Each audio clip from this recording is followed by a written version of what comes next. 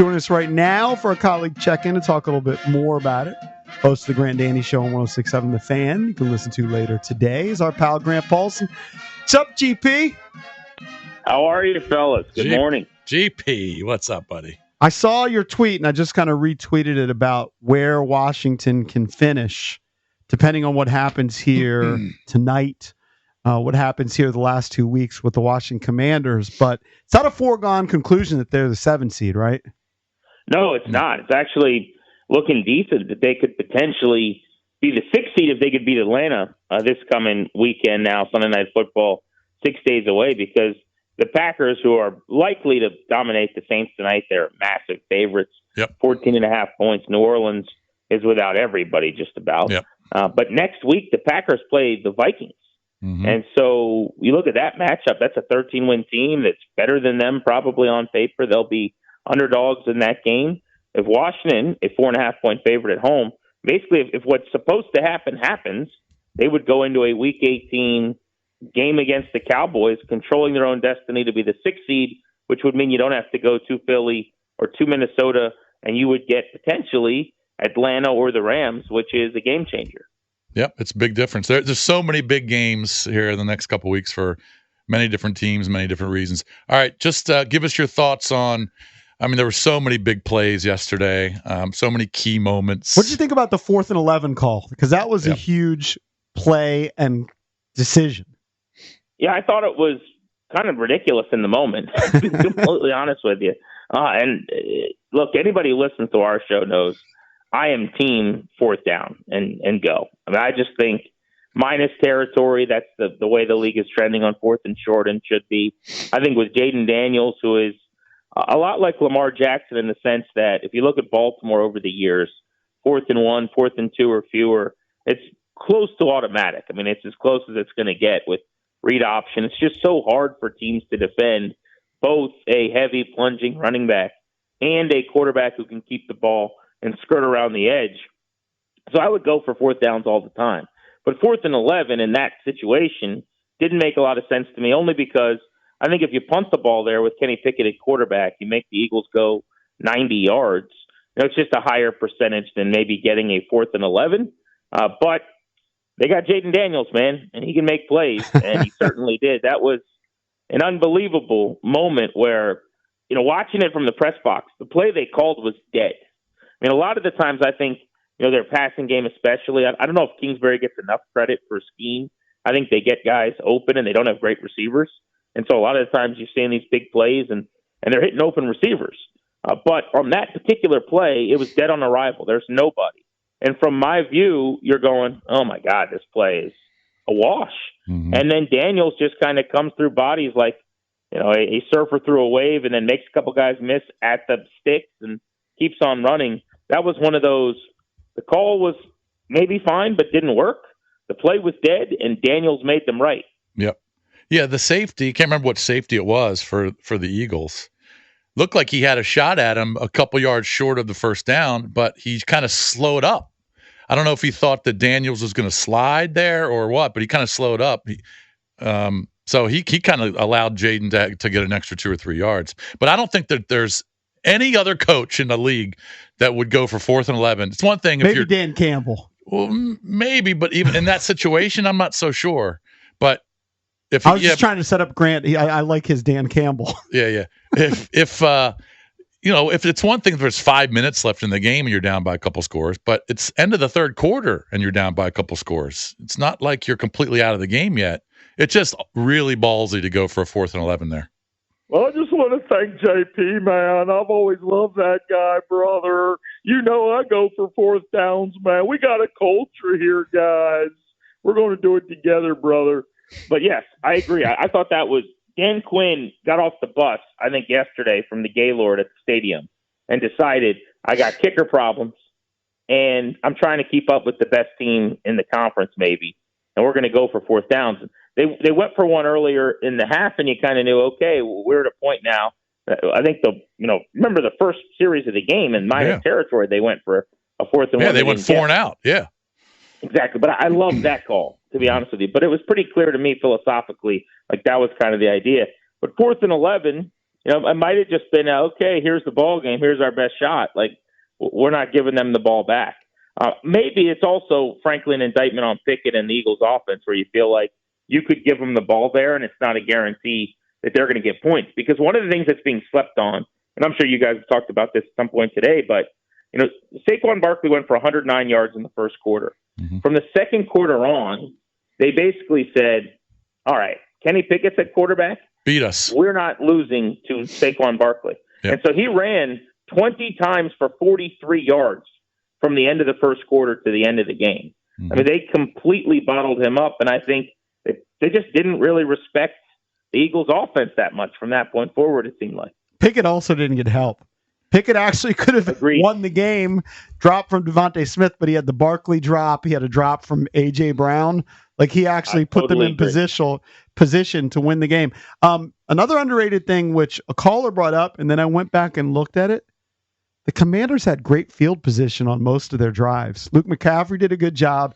And their kicker, I mean, I'm so used to kickers just blasting it to the back of the end zone or back of the end zone. Yeah. Their kicker, I mean, Washington starting at the 40, the 43, even the last drive, and it was helped by a penalty.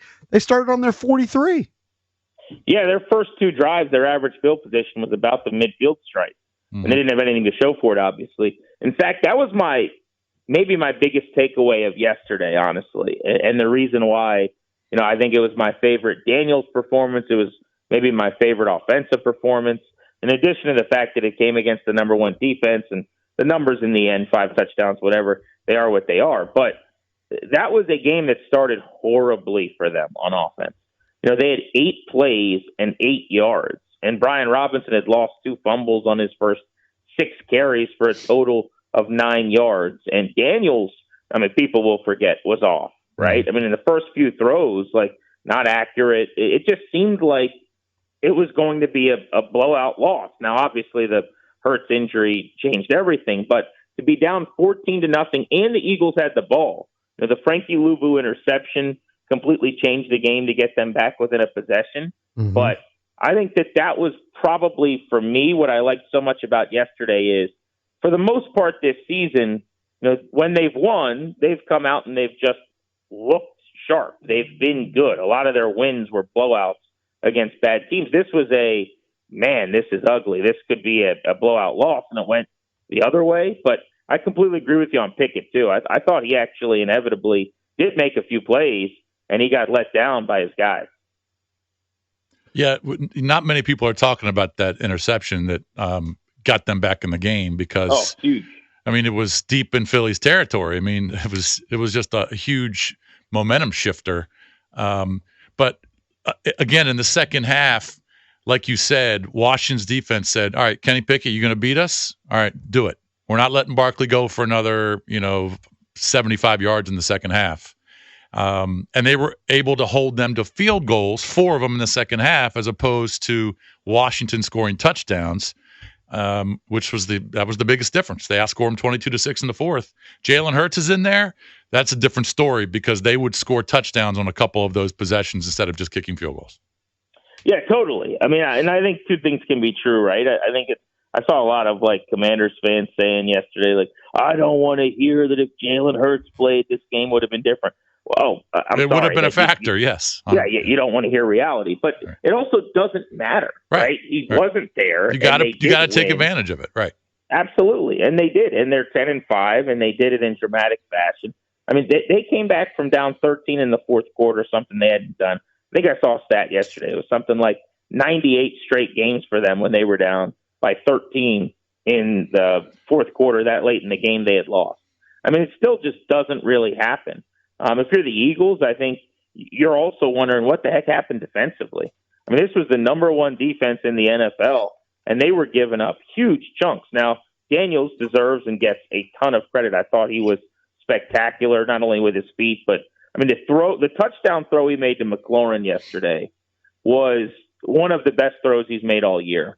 If you look at where he released the ball, throwing it outside over the correct shoulder, McLaurin made even a better catch than that. That's a catch of the year candidate for Washington in terms of the ball tracking ability. But if you're the Eagles, you're the number 1 defense in the league, and you're protecting almost a 2-touchdown lead in the fourth quarter. They have a score where they have 12 on the field, and Olamide freaking Zacchaeus is still 15 yards away from any defender, and then jukes two guys to get into the end zone. They had another touchdown, I saw Sirianni say in the presser, where they had 10 on the field apparently. Like, I don't know what was going on there, but Wow. that would be a tough way to wake up this morning. Because remember, the Eagles were playing for the 1 seed. Yep. Like, they now have a 5% chance at a bye and controlling their own destiny. So it's not like they were just playing to win the division and have to wait a week. I mean, that was a significant game for them in their playoff hopes, and they let it slip away. Talking to Grant Paulsen, who you can listen to with our pal Danny, coming up at 2 o'clock right here on 106.7 The Fan. Let's talk about some concerns, though, moving forward. I just went back and looked. Against the Saints, the running game outside of Jayden Daniels, 24 carries, 71 yards. Against the Eagles, 15 carries, 32 yards. How concerning is the lack of the running game the last couple of weeks? Well, I think it's one of their biggest issues right now, and I would say very concerning. I gave them a mulligan against New Orleans because they didn't have Tyler Biadasz at center, who's been terrific this year, and they were starting Michael Dieter backup. This was not that, though. This was just they got manhandled up front. Now, the Eagles, if you wanted to give them another excuse, you could say they're probably not playing the Eagles front in the playoffs, certainly. Although they might. They may very well. But week in and week out, if they were to play 2 or 3 playoff games or something and go on some wacky run, like by and large, you're playing lesser opponents. So this is as tough a team to run the ball against as there's going to be. And we saw in the first game they couldn't run the ball either. So it's a bad matchup in that way, it would appear. But, yeah, it's a problem. I mean, if they're not able to run the ball, then you've got to go to quick game. Like what happened yesterday, as amazing as it was by nature not sustainable, right? Like you can't go down big. You're not going to come back in a frenzied way and win these games in a crazy fashion. More often not. Most of the time you get the ball back down 6 with less than 4 minutes to go, and you throw an interception, you don't still win that football game. Like a lot of things happen that normally don't, right? Right. So, yeah, I'm with you. I think, the matchup's going to be important, ideally, if they got a team that wasn't as good stopping the run. But the reason it's so important for them is, and Jayden Daniels has made it okay because he's been their leading rusher for 2 weeks, but they got to stay ahead of the sticks. The difference, and Jayden Daniels has talked about this, Cliff's talked about this, the difference for this offense when they are in third and manageable like they were for the second part of yesterday when they stayed on the field. And then that sets up either a conversion or a 4th and short that they can go for. And when they're behind the chains, it's just astronomical because they are so dependent on Daniels' legs. And generally speaking, on 4th and 11 or 3rd and long, which he ripped off that long draw, that becomes no longer a factor. It's him throwing the football. So I think it's the biggest concern. It's the biggest thing they got to figure out, other than maybe the kicking situation, which I just still don't have a lot of trust in. Remember, going into yesterday, if you take away when they got bailed out at the end of the third quarter against the Saints and got to re-kick, they were 1 for their last 5 in field goal attempts, guys. Mm-hmm. Like some of these games down the stretch are going to come down to kicking. And I don't know how anyone could be confident right now in that situation. I said earlier, I kind of give Lattimore a pass for yesterday because, he's got to chase A.J. Brown all over the field. Now, look, A.J. Brown got his. He was targeted 15 times. He got 8 or 9 catches, scored a touchdown. Look, A.J. Brown is just pretty much uncoverable inside the 10 when he runs that quick slant. I don't know if there's many DBs that can cover him at all, but he did have the back-to-back PIs, and then he had a third. But I think for the most part, he's certainly an upgrade. Now, here's the concern: he leaves the game with another hammy. I assume it's the same one. How do you think he played, first of all, and then are you concerned about the hamstring? Well, I'm more bothered by the hamstring than I am his performance. To kind of go there first, right? Like you need that guy on the field because when he left the field, Benjamin St. Juste came on and had to cover A.J. Brown. And on a 4th and passing, they, 4th and 7, I think it was, they got it pretty easily because he was trailing A.J. Brown by several yards and then didn't make a tackle shy of the sticks that Lattimore had made earlier in the game to end the drive. Look, he played poorly. I don't think there's any debate about that. He gave up 68 yards on 3 PIs. He gave up another 70-plus covering him. But to your point, it's a really tough assignment. Yeah. Like the hope there is instead of the combined 140, maybe it's 75, 80 yards, right? Yep. But it's not like he's supposed to be perfect. Can you make plays to equal out some of what you're allowing? To me, I think of it, Bish, like baseball, where I know guys are going to strike out, right? Are you going to hit bombs too? Yep. And if you strike out 200 times or whatever and you hit 35 home runs, I'll live with it. He made a huge stop, if you remember, on like a 3rd and 5, short of the sticks, where they had to punt because he made a great open field tackle. And he pried the ball out of A.J. Brown's hands on one of the final drives on the sideline. That was a huge play as well. So he probably needed another like 2 big plays to equal out the balance sheet. And because he didn't make them, it's a negative day. But it's his second game in the scheme. You're playing against, to your point, a top 5 wide receiver in the NFL, in my opinion, bar none. So you're going to have days like that. I'm more concerned about the hammy and just making sure he's on the field, because most weeks you're not playing A.J. Brown. Like last week, the Saints didn't have anybody that threatened him. They didn't target the guy. This coming week against Atlanta, Drake London's okay, but Drake London does not have, he's a 7 if A.J. Brown's a 10. So it's just more favorable matchups about 90% of weeks, I would say. Yeah, Drake London, he did something to his hamstring yesterday, too. He left the game, so I'm not sure if he'll go. So just kind of going forward to the Falcon game, I didn't watch much. I just saw highlights of the Falcons-Giants. The Giants have just given up. They're just an awful roster, an awful organization. So that was gross. They're gross, yeah. I mean, so I wasn't surprised that Atlanta dominated them. I guess Penix played pretty well. The interception shouldn't have been his fault because Kyle Pitts kind of bobbled it and should have been a fumble. That's what I call those. But your thoughts of Washington against Atlanta on Sunday night? Yeah, I went back just last night, watched a condensed game for the Falcons. Penix was very accurate and pretty in control. His first 2 passes of the game, I think, were actually dropped, funny enough, of his career as a first-time starter. So pretty easily could have had a pretty decent stat line. Never really threatened in terms of the end zone. They ran the ball really well in the red zone. Bijan had 2 touchdowns. And defensively, they had 2 pick sixes. So What I would say about Penix is impressive as much as I liked him. It was pretty much a free and easy game, right? I mean, it was like pitching with a 5-run lead the entire time. If they have to go get yards and points, and if they're down 10-3 and 13-7, there's more pressure. And so I think that's what Washington's going to have to do, is just put them in some unideal situations. The fact that they stopped Barkley like they did actually gives me some hope, because the Falcons are an excellent running team with Robinson. When he goes off the field, as you guys know, Tyler Algier comes on, and he is a handful as well. And the Commanders have just been so bad, largely, at stopping these teams that run the ball really well. I've kind of circled this game for several weeks as one that would be problematic defensively, but I wouldn't be surprised, depending on Drake London's status especially. The Falcons' passing game has been so ineffective at making chunk plays down the field. If they did something similar to what they did in the second half, against the Eagles, where I think Penix is a much more apt passer than Pickett, but if you said, okay, that's how you're going to have to beat us, and they just stacked the box and didn't let Bijan run. But to me, that's going to be the whole key, is slowing them down in that area and protecting the football, which Daniels has by and large done a really good job of. I think one thing we're not going to be talking about this week that needs to be mentioned at some point, because it was a tremendous performance and a great win, but he threw 2 bad interceptions, and he hasn't had a single game all year where he threw 2 bad picks, middle of the field late like he did, or too high.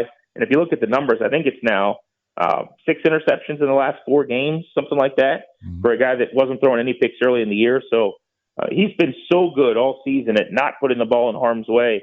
And in these games like Atlanta, where you're going to open probably a 3.5, 4-point favorite, certainly in a playoff game, that's going to be the difference between having a chance to let him steal a game as a playmaker and maybe being on the outside looking in the fourth quarter.